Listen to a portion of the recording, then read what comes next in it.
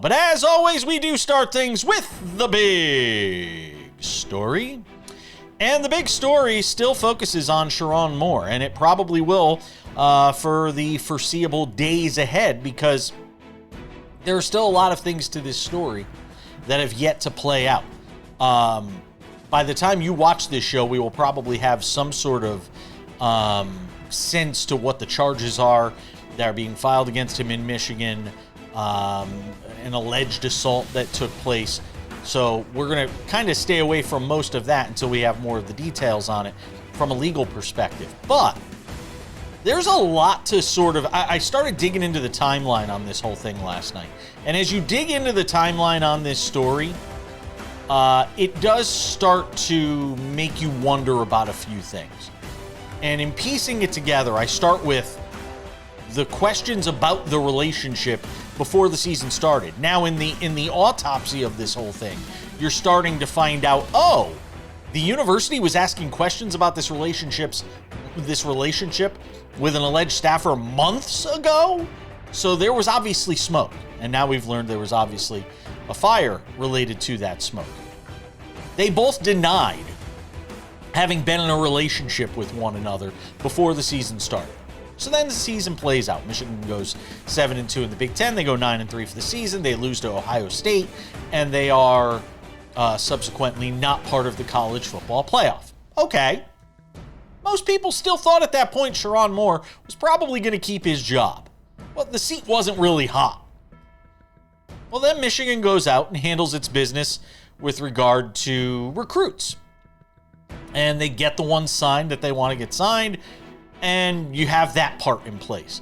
And then mysteriously, as soon as all the pieces are in place, you have this woman who he is alleged to have had an affair with come forward and hand over all the goods. She dropped dime on Sherrone Moore and gave everything needed for the administration at the University of Michigan to give him the boot. The timing doesn't seem strange that all of this waited until after all of these different elements were in place, and then they were in a position where if they let him go, well, you've already got your recruits in place. You already know you're not going to the college football playoff. Yeah, you're playing in a bowl game, but anybody can coach the team in a bowl game. What does that really mean, right? That's suspicious to me. There's a part of that that just doesn't make sense. That just now, right after all of those elements are in place, you have a situation where this woman comes forward and drops all the information needed to basically doom his career. Then you have Warde Manuel, and that's the other part of this that I think is very important to talk about, who I know from my days at UConn, where he was the athletic director there. You have Warde Manuel giving the boot to Sherrone Moore, and he reportedly does so in a one-on-one meeting with somebody he knew to be emotionally unstable. That's another element to this that was obviously going on, that you had this person that was known to be emotionally unstable, who is the leader of young men at your university. Put that aside for a moment. No HR in the room when Warde Manuel lets him go. It's just Moore and Manuel, from what we've been led to understand. How does that happen? Then you have the incident with Moore and this woman he was alleged to have had an affair with. And I add all this up, and there's one conclusion I come to, and it's this. There is no way that Warde Manuel can be allowed to continue in his role as athletic director. There is no way he could be allowed to be the man that picks your next head coach. No way that Warde Manuel, who oversaw the Jim Harbaugh debacle, which, yes, led to a national championship, but a national championship clouded in controversy.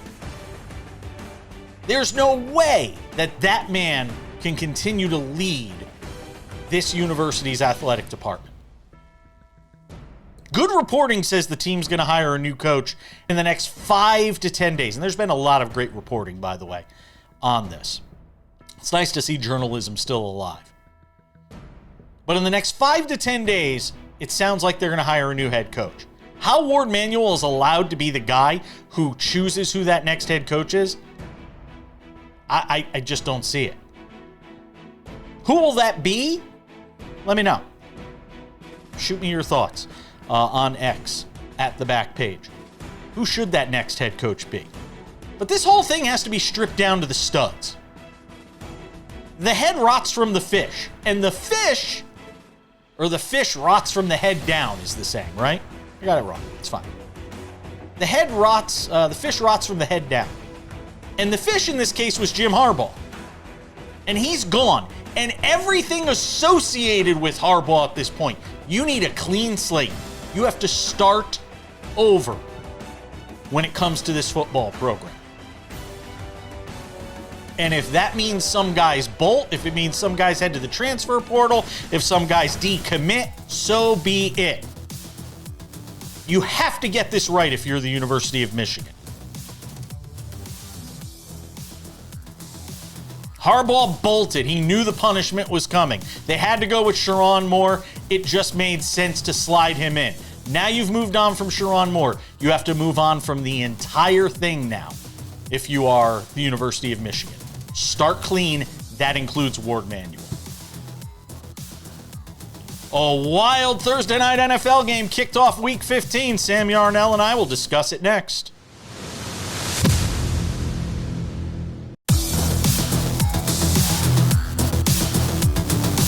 Welcome back to this Friday edition of the show. Let's talk some more NFL. Get into it on the Thursday night stunner in Tampa. Sam Yarnell hanging out with us for a couple of segments today. Very busy show. Well, Sam, what do we make of, how much of this is an Atlanta coming out and playing hard for their coach story, playing for pride, trying to play the role of spoiler, Kirk Cousins turning back the clock? I said last night, we did a SportsWrap short on this, we being the royal we being me. We did this SportsWrap short, and I said very quickly in it that I felt like he may have earned himself those are the sorts of games that teams look at when they need a quarterback next year, potentially, a stopgap measure at starter or whatever, and say, oh, he could still play. That was the kind of game we got. Now, I know this is about Tampa losing back-to-back weeks to the Saints and the Falcons, Sam, and it's one of those things where, much like Detroit throughout the season, we go, oh, but they'll be okay. I don't feel that way about this Tampa Bay team. They had all their pieces back last night, and a lot of them played well. And still, at the end of the day, they figure out a way to blow a 28-14 lead in the fourth quarter to Atlanta. And now, while they still control their own destiny, because they'll play the Panthers twice, they have certainly not made it easy on themselves.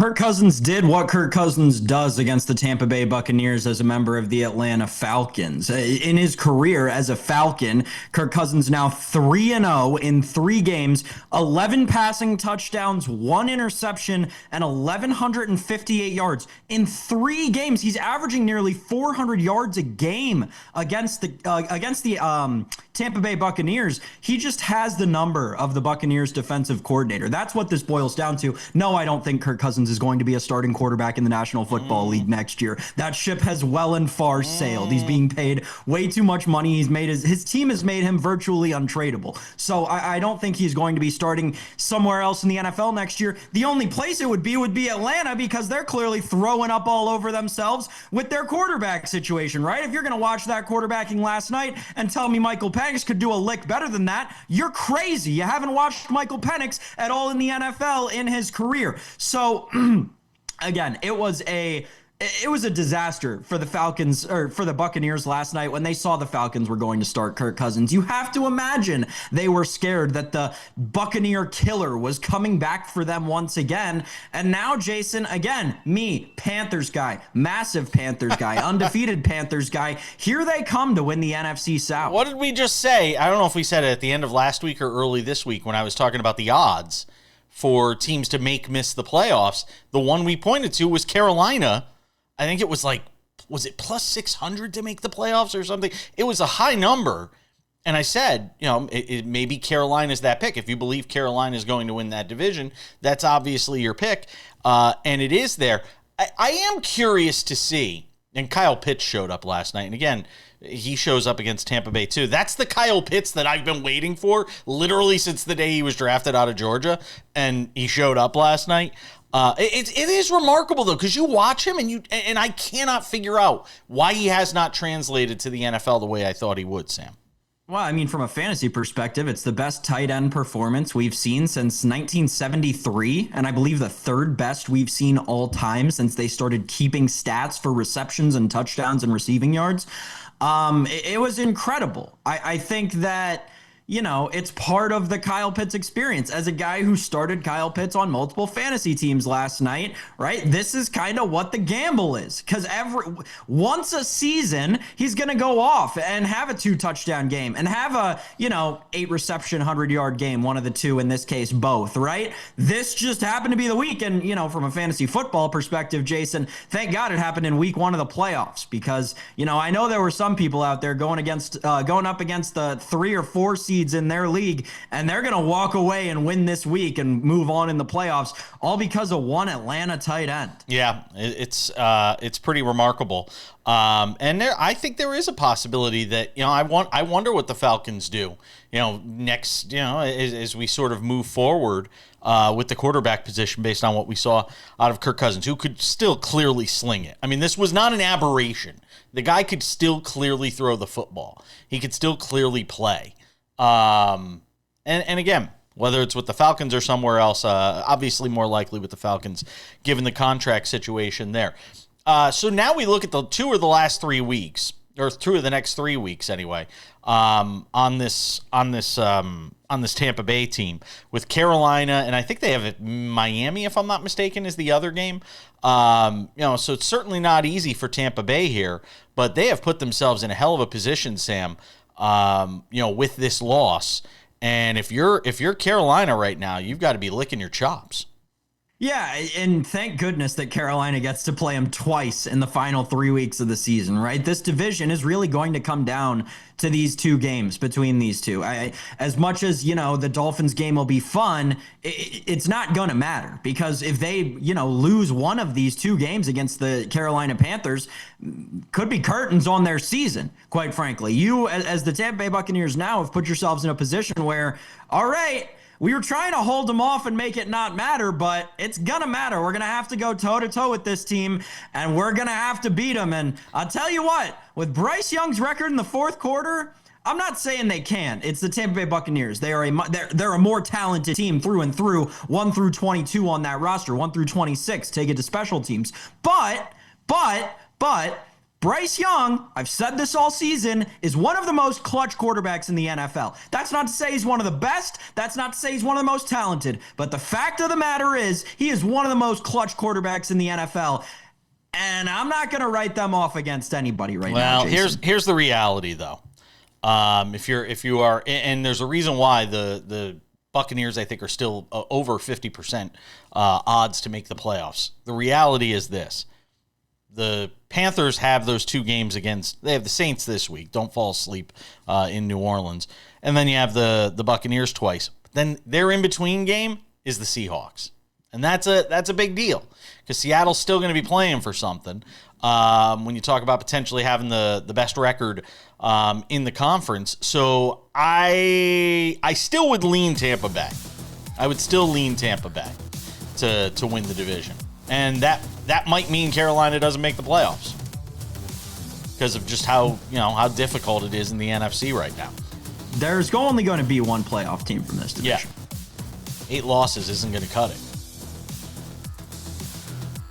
Sam will return for Paige versus the Prince a little later on in the show. Let us know what you think. Hit us up on X at the back page at Sam_Yarnell. Which team makes the playoffs? Panthers or the Bucs? We're back with Robert Littal next.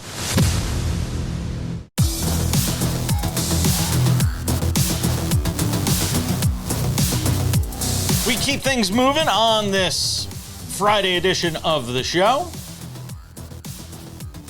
Talked about it a bit in the big story.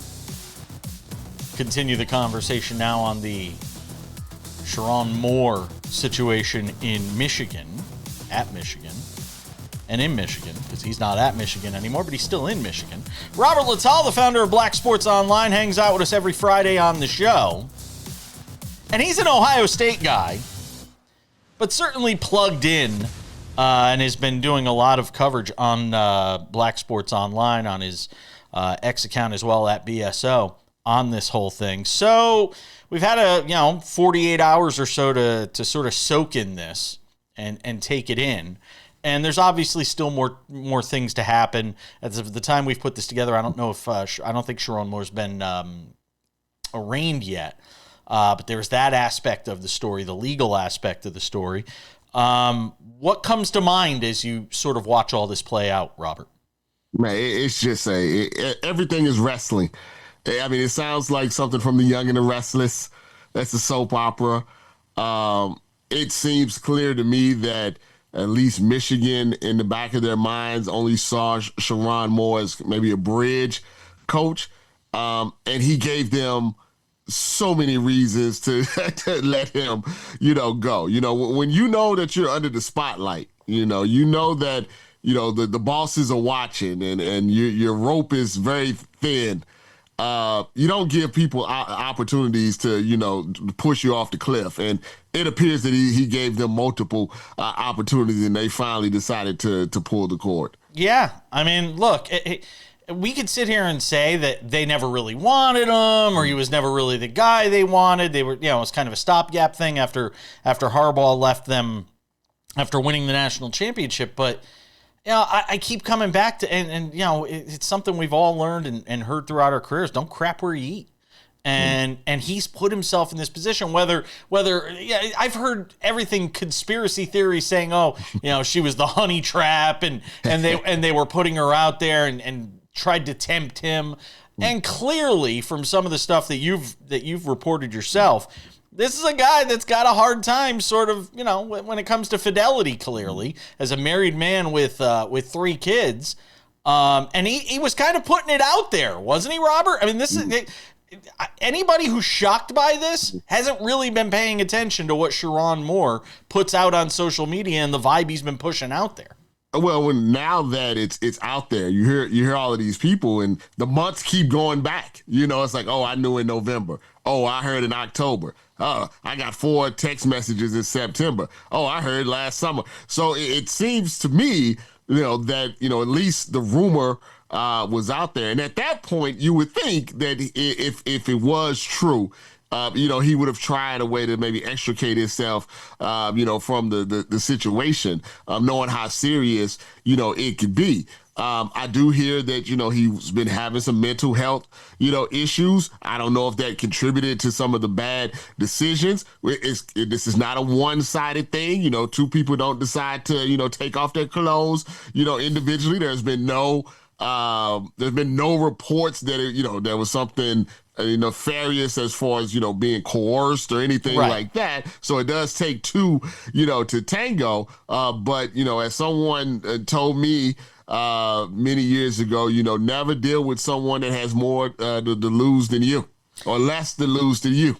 And clearly in this aspect, Sherrone had a lot more to lose than the assistant, and that's why he's in the position that he's in right now. But the timing of it all is suspicious. When you've got, when you've got the season, this was something that was obviously discussed before the season started. Now that we've learned, he was questioned about whether this relationship was going on. He and the person involved deny it. Then they go through the whole season. They lose to Ohio State.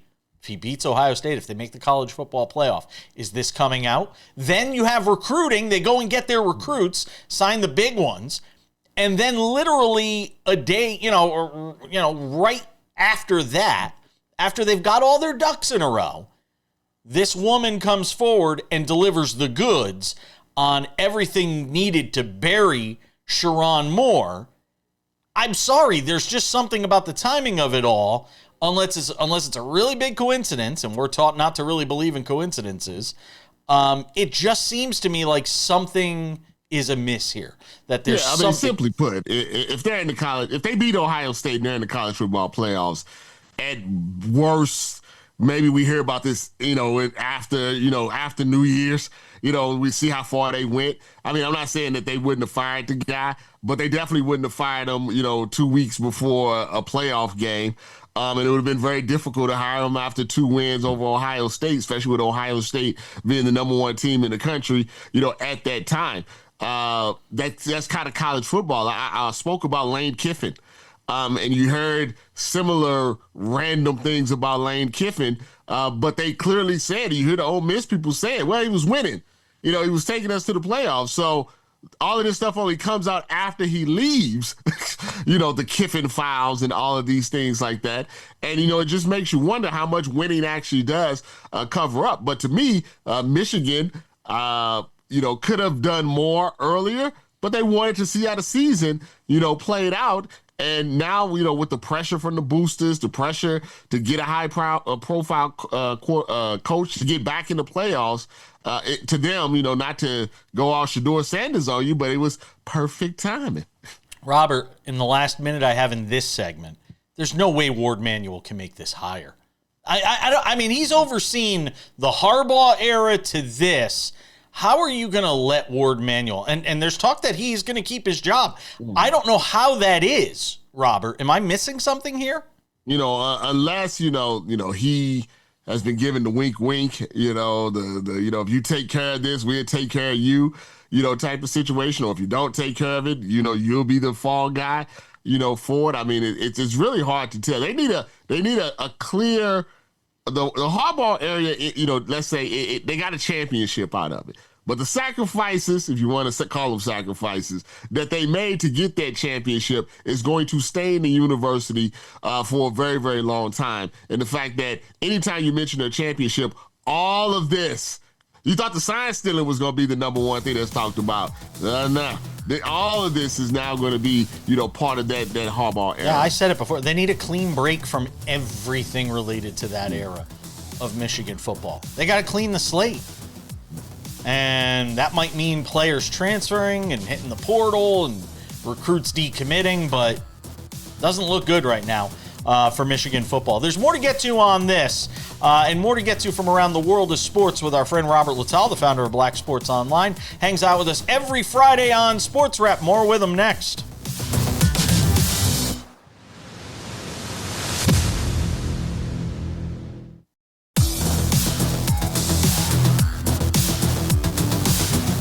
Another segment with Robert Littal, the founder of Black Sports Online, hangs out with us every Friday here on the show. There's the story and then there's the coverage of the story. First you get Adam Schefter, a Michigan alum, who's out there, basically carrying water for Sherrone Moore. Then you've got Ryan Clark, out there basically saying, basically speaking as if the black community is a monolith, or that, Sherrone Moore represents all black coaches and he's going to ruin it for every other black coach. And then I'm literally sitting there watching an NFL game last night with 2 black head coaches. And I'm sitting there going, no, he's not ruining this for everybody else, is he, Robert? I think when you're black, right, let me put it to you like this, is that there is this feeling that you can't make a mistake because it will hurt other people behind you. I'll tell you just a really quick story. When I started covering the NBA and I got my first credential to the NBA Finals, I did get pulled aside because I was an internet site. I was independent. And I was told, when I'm asking questions, the way I present myself, while I'm there, that I had to be very careful. And that I couldn't make many mistakes, not just because it might cost me my credential in the future, but they're using me as kind of a test subject for internet sites and people that look like me coming, behind me. And I don't know if they had this same conversation with the white, reporters that were there. I can only, tell you what they told me. And that's a lot of pressure. And so I do think sometimes, as black people, when you see a black person kind of go down, it does concern you. Are we going to get another chance? Are we going to get another? What my first thought was? I hope Marcus Freeman keeps 10 feet away from any woman that comes into his area, because he's a guy that a lot of people look up to, and he's everybody likes Marcus Freeman, and he makes other schools say we want a Marcus Freeman. Well, Marcus Freeman looks like me. So I think that there's some truth to all of it, I guess is what I'm trying to say. I can understand where Ryan Clark is coming from, and also I can understand where Adam Schefter is coming from, as an alum. But as a black man, I can tell you, you do get that little knot in your stomach and you wonder, hey, Lane Kiffin, fails up. Will Sherrone Moore even ever get another job in college football, after this? I mean, Petrino has gotten multiple jobs since, what happened to him. Will Sherrone Moore get that opportunity? Well, but here's the thing. If that's the case. Okay, but here's the thing. And here's what I would fire back with. As far as this goes. If he doesn't get another job, it might be because of the assault stuff that's potentially coming down the pike and the mental health issues. And how do you have somebody like that leading young men or even leading grown men if you're talking about the NFL and him having to make a move to there. Here's the thing. Ime Udoka got another opportunity. And he had a very similar situation, minus the arrest and the assault and all that, the alleged assault or whatever it's going to come out on that. Ime Udoka got another opportunity. He sat out a year and he got a cushy gig. He got a really good gig in Houston with the Rockets now, with a team that's expected to contend. So and look, I think it depends also on the sport. Basketball, NBA specifically, has always been African-American centric. Mm-hmm. They've also been at the forefront of coaching. They've also been at the forefront of social justice. Easier, I think, transition. We've seen a lot of assistants, people get jobs because there are a lot of, black coaches, there. So I think college football has lagged behind the NFL, behind some other, sports, but even, baseball has had many black, managers and things like that. College football has gotten better, but there was a time when there was none. So I think you have something like 118 schools, or no, over 100, schools, and it's still, only a handful. And Sherrone Moore had one, not just a job, a premier job, a blue blood, job. So in the long run, if it's a good candidate, could Marcus Freeman get any job he wants? Would they bring in Marcus Freeman to Michigan? Of course, right now, but it's just one of those things. I think history makes you feel a certain way as a black man about it, where you're like, oh man, why? Why? And then, you have to talk about the dynamic of the woman, that he's with, that she's white. Mm-hmm. That brings a whole nother discussion, out, even though I have no issues with interracial relationships, but there is a lot of conversation, about that. Even the fact that the woman that he cheated on was white. So it takes an intelligent person to have like these hard conversations, about it. So that's why I don't invalidate anybody's opinion, because I can definitely understand where everybody's coming from. Before I let you go, and we're going to have Robin Lundberg on from SI and the Robin Lundberg show on YouTube to talk about this here in just a couple of minutes. I know you're a wrestling guy.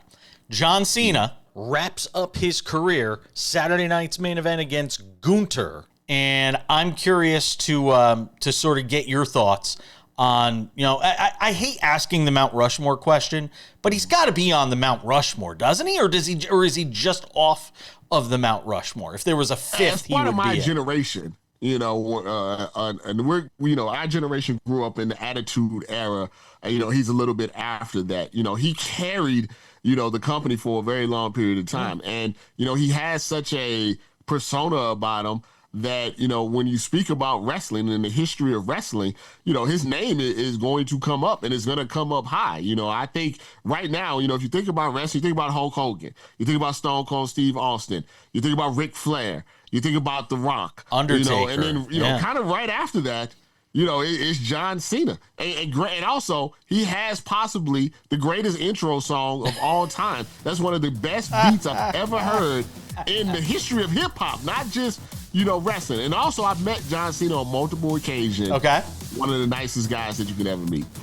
Robert Littal, founder of Black Sports Online. I always appreciate you, my friend. Check him out at BSO on X.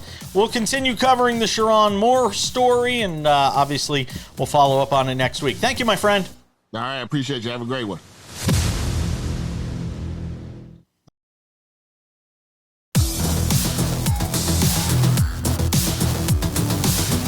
We'll wrap it up with Paige versus the Prince. 4 NFL picks from myself and Sam Yarnell. I've stopped keeping track of my record because I've stunk all year. I always love to get this guy's opinion on anything wrestling related. He also joins us to talk women's basketball from time to time as well. Robin Lundberg, host of the Robin Lundberg Show, over on YouTube. You can see him on X, as in the website, not X as in the drug. Robin Lundberg hangs out with us on the show today. SI does a great job on women's basketball too. So I brought you on to talk about the John Cena retirement tour, which finally ends. It feels like it's been a while since he announced it was going to be his final year in WWE. It closes with Saturday night's main event against Gunther on Saturday night. And I'm curious. I know this is the lazy question. You're not supposed to ask this question, so please don't judge me, because we've known each other long enough that I don't think you'll judge me. Does he make the Mount Rushmore? I mean, as celebrated as he is right now, Robin, and as much as he's being celebrated, I don't even know if we're talking top 4 greatest of all time. Is he making that list? I think, look, he certainly has a case, and I don't think you can go greater than 5 without including him, right? So I think if you look at it and you go Hogan, Rock, Austin, Flair, Cena, those have to be the 5 in some order, way, shape, or form. With, the Undertaker has a case on longevity. Yeah. Roman Reigns is building a case now as like the next guy to etch his face there. But I think you can't go 5 deep without seeing John Cena. Yeah, but that's it. I think he's 5. I think he's like, if there's a mountain next to the mountain, I think he's on that one. And that's kind of where I am with it, where I think he just misses that top 4. How have you felt about the way they handled this final year for him?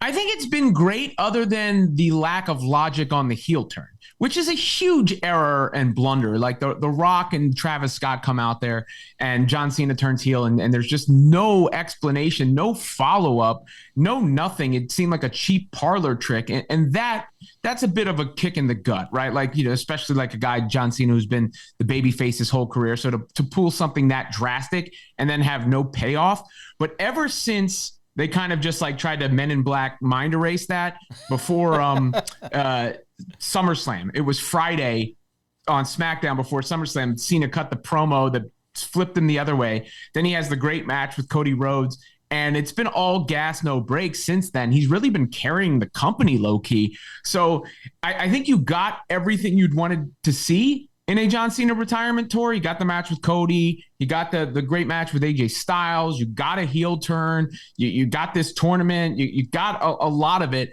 It just has that one big pothole in the middle of it that's hard to get around. How do you feel about Gunther being his final opponent?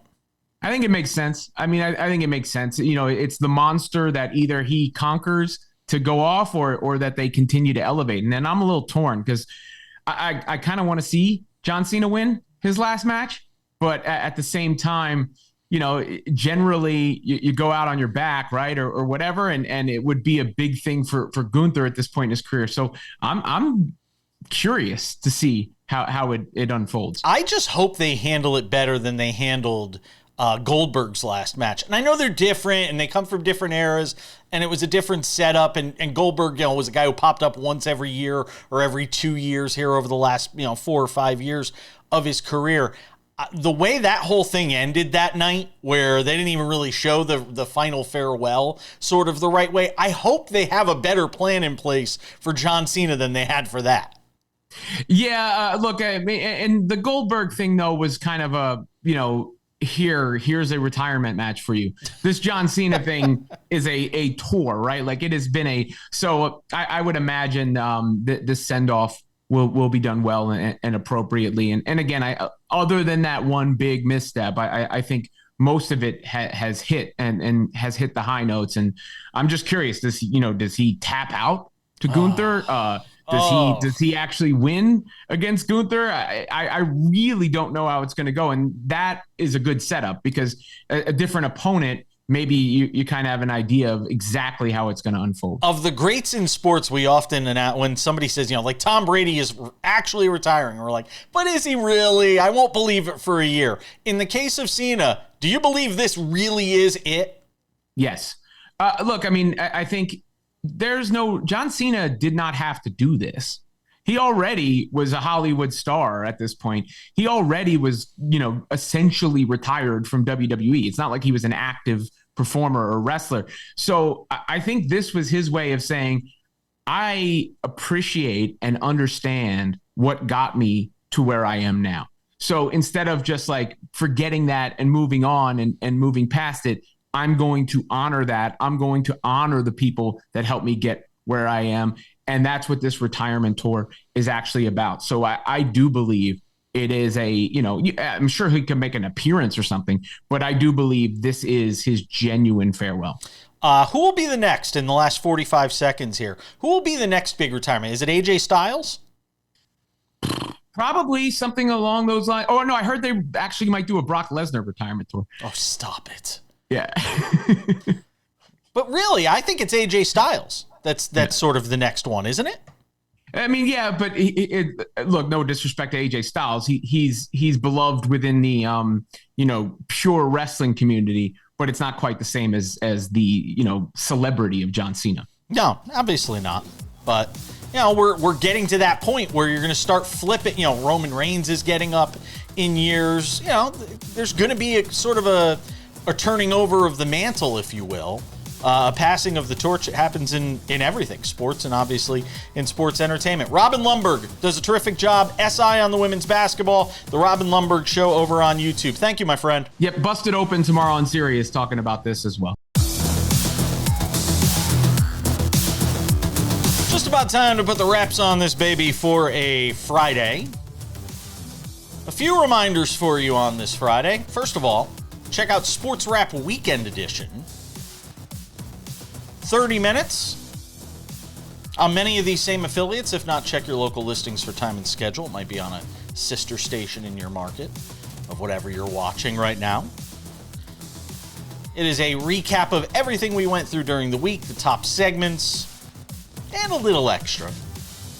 Sports Wrap with Jason Page Weekend Edition. Make sure to go and check that out. Also, if you have not done so yet, make sure to subscribe to the Sports Wrap with Jason Page podcast, available on all your favorite podcasting platforms: Spotify, Apple Podcasts, YouTube Podcasts, iHeartRadio, TuneIn, Odyssey, Amazon. Anywhere you get a podcast, you can get this show.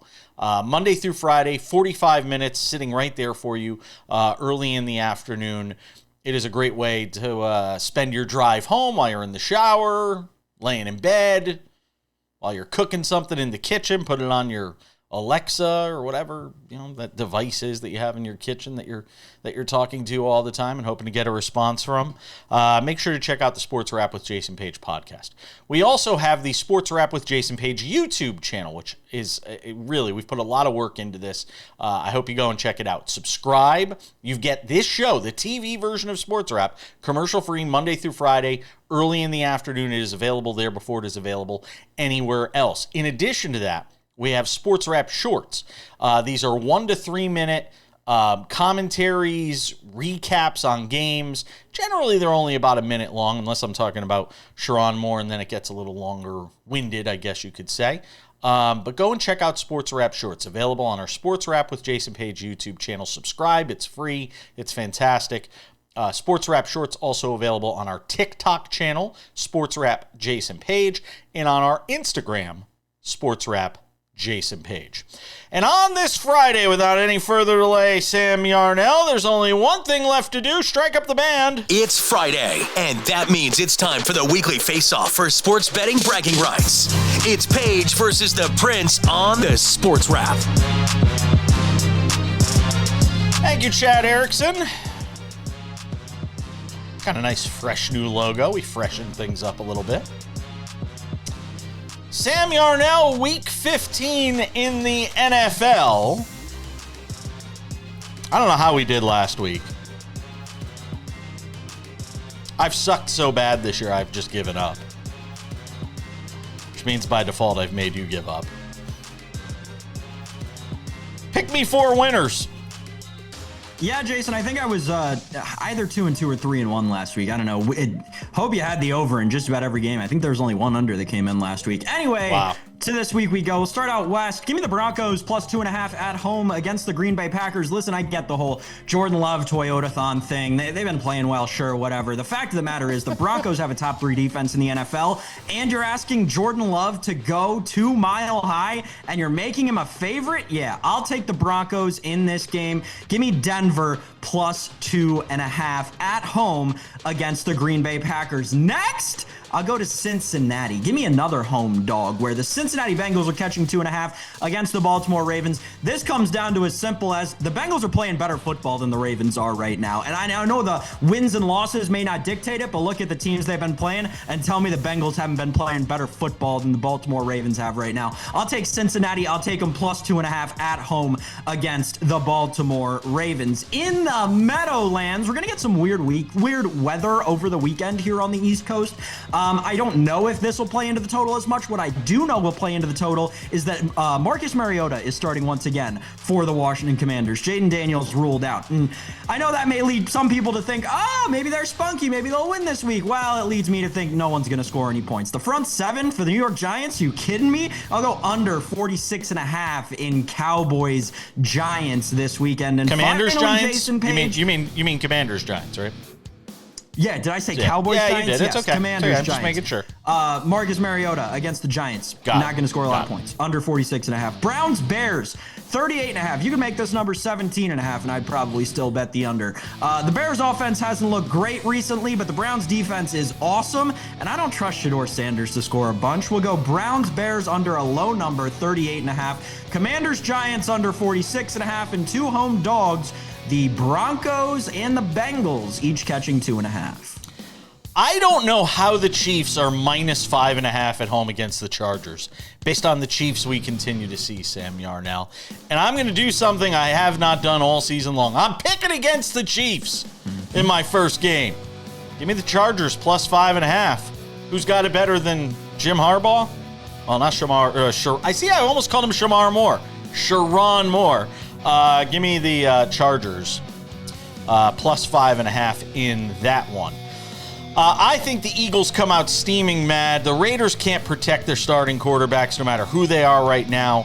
I like the Eagles minus 11.5. I am not normally a big fan of big spreads like this, but this is one where I will go with the Eagles minus the 11.5.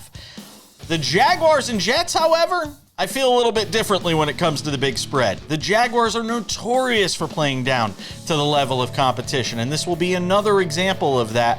I will take the Jets getting the points. Last but not least, New England and Buffalo. Look, I can't imagine Buffalo not winning this game. I know everybody's talking about, what this team has done in New England all year. I'll take Buffalo minus the 1.5. Those are my picks. Page versus the Prince, Week 15 in the NFL. Any last words, Sam? I love your card this week, Jason. Ooh, means I'm going 1-3. It's going to do it for us. Thanks to Robert Littal and Robin Lundberg, all of you for watching at home. Sam, have a wonderful weekend. We'll see you all back here on Monday for another edition of Sports Wrap.